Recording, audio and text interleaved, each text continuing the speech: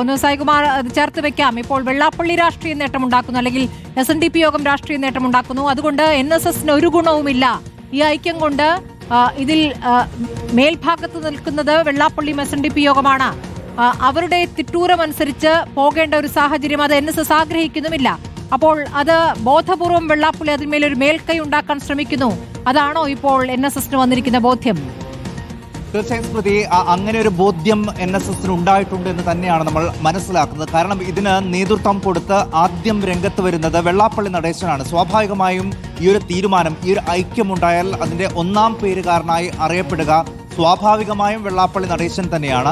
അതോടൊപ്പം കേന്ദ്രം പത്മ പുരസ്കാരം നൽകിക്കൂടി വെള്ളാപ്പള്ളിയെ ആദരിക്കുന്നു. അങ്ങനെ വലിയൊരു ജനകീയ മുഖമായി വെള്ളാപ്പള്ളി നടേശനും SNDPയും മാറുകയും ചെയ്യും. അത് NSSനെ സംബന്ധിച്ച് അംഗീകരിച്ചു കൊടുക്കാൻ കഴിയുന്ന സാഹചര്യമല്ല. അതുമാത്രമല്ല, ഇനിയിപ്പോൾ ഈ തീരുമാനത്തിന്റെ ഭാഗമായി വെള്ളാപ്പള്ളി നടേശൻ പറയുന്ന ഓരോ കാര്യങ്ങൾക്കും അതിന് NSS കൂടി മറുപടി പറയേണ്ടി വരും. കാരണം അങ്ങനെ ഒരു ഐക്യമാണ് ഇപ്പോൾ ഉണ്ടാകുന്നത്. നേരത്തെ തന്നെ പല കാര്യങ്ങളെയും പല ചോദ്യങ്ങളായി വന്നപ്പോൾ വെള്ളാപ്പള്ളിയെ പിന്തുണയ്ക്കുന്ന നിലപാട് NSS എടുക്കുകയും ചെയ്തു.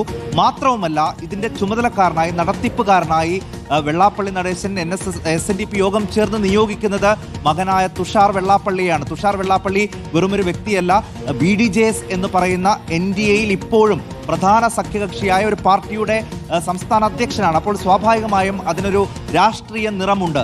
വെള്ളാപ്പള്ളി നടേശൻ ഏത് തോണിയിലാണ് കാലിടുന്നത് എന്ന് വ്യക്തമല്ലെങ്കിലും തുഷാർ വെള്ളാപ്പള്ളിയുടെ രാഷ്ട്രീയം എന്നുള്ളത് പകൽ പോലെ വ്യക്തമാണ്. അപ്പോൾ അദ്ദേഹം മുന്നിട്ടിറങ്ങുന്ന ഒരു ഐക്യ നീക്കത്തിന് തങ്ങൾ കൈകൊടുത്താൽ തങ്ങളും ആ രാഷ്ട്രീയത്തെ പിൻപറ്റുന്നു എന്നുള്ള ഒരു ബോധ്യം ഒരു പക്ഷേ പൊതുസമൂഹത്തിനുണ്ടാകും. അതങ്ങനെയാണെങ്കിൽ NSSന്റെ സമദൂര നിലപാടിന് വിരുദ്ധമാകും എന്നുള്ളതാണ് NSS കണ്ടത്. ഇപ്പോൾ SNDPയുടെ ഭാഗത്ത് നിന്നും ഉള്ള പ്രതികരണം കൂടി വരുന്നുണ്ട് സ്മൃതി. അതായത് SNDPയും ഇക്കാര്യത്തിൽ ഒരു യോഗത്തിലേക്ക് പോവുകയാണ് എന്നാണ്. അതായത് വെള്ളാപ്പള്ളി നടേശൻ പരസ്യമായി പറയുന്നില്ല എങ്കിലും അദ്ദേഹം പങ്കുവയ്ക്കുന്ന വിവരം എന്നുള്ളത് NSS പോലെ തന്നെ NSS ഇപ്പോൾ ഒരു യോഗം ചേർന്ന് ഡയറക്ടർ ബോർഡ് യോഗം ചേർന്നാണ് ഇങ്ങനൊരു ഐക്യം വേണ്ട എന്നുള്ള തീരുമാനമെടുത്തത്. SNDPയും അതുപോലെ തന്നെ യോഗത്തിലേക്ക് പോവുകയാണ്.